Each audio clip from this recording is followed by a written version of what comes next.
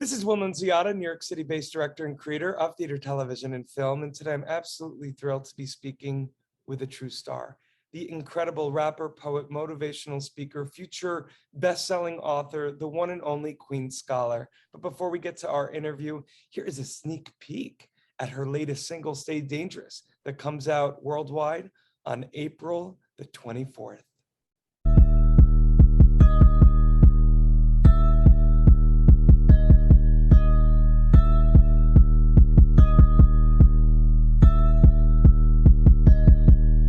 When I needed help, they didn't pay me mine. And when I needed glow, they ain't give me shine. Amazon, I ain't have no prime. 25, bitch, I'm in my prime. Bitch, I'm popping now because I'm having fun. Bitches lost themselves holding guns. Hand out, put your hand down. Get your own funds, get your own man, get your own plan, get your own bands. Bitch, niggas don't support me. You support popularity. If I was popping pussy, clapping ass, you would applaud me. You don't want smoke, I don't beef for bitches. I got real friends, I really slap hoes. Real niggas in them Tahoes. You don't know what I've been through. I'm hot as hell cause I've been cool. Only talk about where I'm going.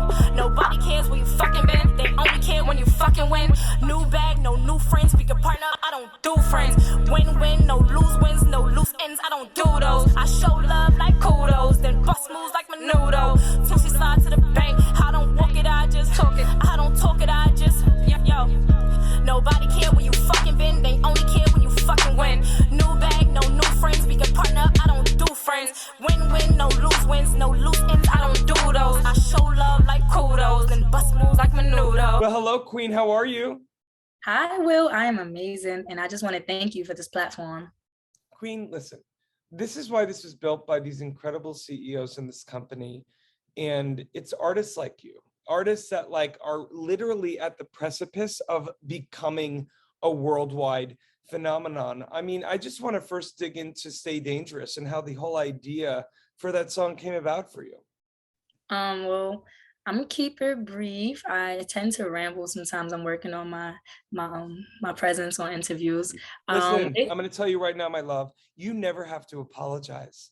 You ramble is part of your, excuse me, as I ramble. See, I'm a ramble from one ramble to another. I consider people who ramble, it's part of their sermon. And you know what? Everyone's got to take a beat and listen. And Queen, you ramble as much as you want. This is a safe space. Thank you. Basically, Stay Dangerous is made when I kept feeling like people in New York wasn't really taking me seriously, and the opportunities that were being presented to me weren't really opportunities that were benefiting me. They were really benefiting the person or people or party who were like introducing these ideas. And I've also been through like a lot of traumatic experiences living in New York. I was robbed on the bus before. I've been assaulted by a policeman on the bus. I've actually been assaulted on a train before. I was like punched in the face on a train. So all of that just manifested into like, you gotta stay dangerous spiritually, mentally, physically, and obviously financially. So yes, Staying Dangerous was me getting sick of the BS and me just taking a stand to be, I'm not going to take this anymore. I'm going to say this on a track, and whoever feels the way is going to feel the way. But what I love too, Queen, and the way that I took it, and I'm sure a lot of people have taken it, there's a sentence that's been really kind of been part of my mantra these past few weeks, in that it's no is a full sentence. No is a full sentence. And that's what I got from the song. You know, sometimes people might think Stay Dangerous, if they don't see or meet you or hear your song, they might think of it a little bit as a negative connotation. But actually Staying Dangerous is stepping into your power. And that's what you're promoting, Queen, not only for people, but I think of the young Queen Scholars of the world who now have a new North Star to look up to. And that's you, my love.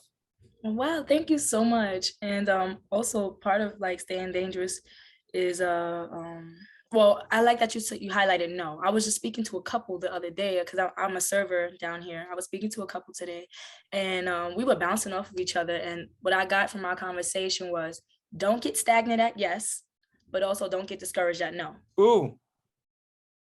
I mean, I'm sorry, but can I? Yeah, and I stopped in the middle of the conversation. I said, guys, I have to write this down. And I ran and got my notebook and I wrote it down. So. That's like a chapter that's literally a chapter in your book.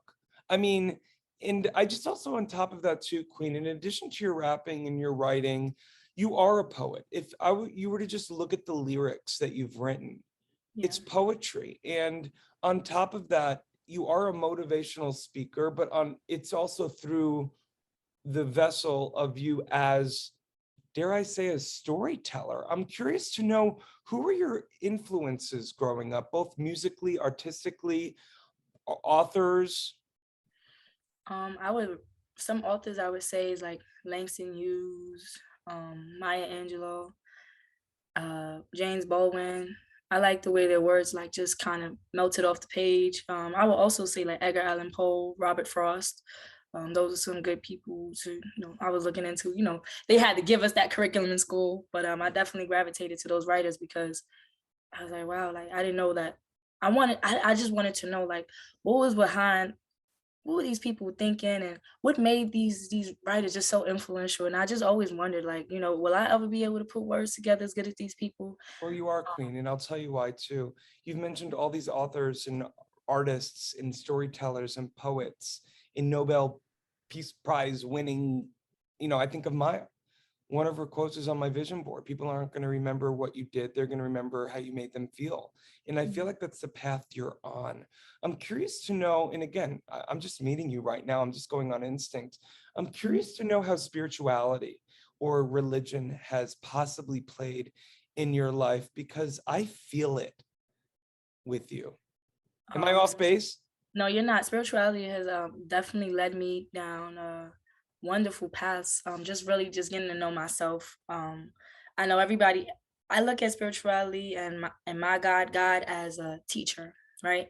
You know how the teacher tells you don't do that, and then you see other people doing it, but you have this certain rapport with a teacher. So this student may be doing other things because they have that rapport with that teacher, and that like so that's how I look at God. And actually in 2020 I was baptized for the first time, and that definitely sealed my faith. Although I made some mistakes since then, I've definitely attained more peace in my imperfect nature. Wow, that's so beautiful. Like, but also, I think post baptism, I'm sure also you now have a higher power where you can feel like you can be forgiven. Yes, and I think everybody, what they don't know is everybody has that experience, right? That's right. Everyone has their baptismal experience. Everybody has that position, and as much as we don't really like to look at it, I'm like, wow, God has always had a piece of my heart, but now it just kind of drew me closer. I love that. I love that I also felt that with you. I don't know, it's because I think you provide a safe space for people, Queen. But listen, I could speak with you all day. I want to let the audience know. For more on this incredible artist, Queen Scholar, you can read more about her right below this video. Queen, I'm excited you're coming on board this incredible app, FENIX360. It was built for artists just like you, and to not only share your gifts with artists and people all over this great country, but all over the world. And also selfishly, I'm just so grateful that we're now connected. Me too. I'm so happy, and I was like, wow, I didn't know when you were scheduled. I was like, wow, that's God's blessing, because somebody told me like, anything that's for you is never going to pass you. And I had no idea that we was going to have an interview. So when you said reschedule, I was like, wow, like it's so true. Nothing that's for you is never going to pass you. I have an idea for you, Queen. Not to like, I'm a director, not to get all directory, but I am feeling a possible book for you. I feel like these passages that you're almost, again, your own little gospel. They're like, could you imagine each chapter being a little quote, and then you going into like a specific story of how like maybe that quote guided you through it in retrospect? I needed that. I've been trying to find a way to outline my book, and all I've been hearing is just right. And I've been writing, but the organization behind it is just not, has been a difficult I think process. it's Proverbs. I think it's these Proverbs that you're coming up with, like, these little quotes. Yes. Anyway, I feel it. Collaborate all day, Queen, me and you, baby. But listen, it is so nice to meet you, and thank you so much for your time today.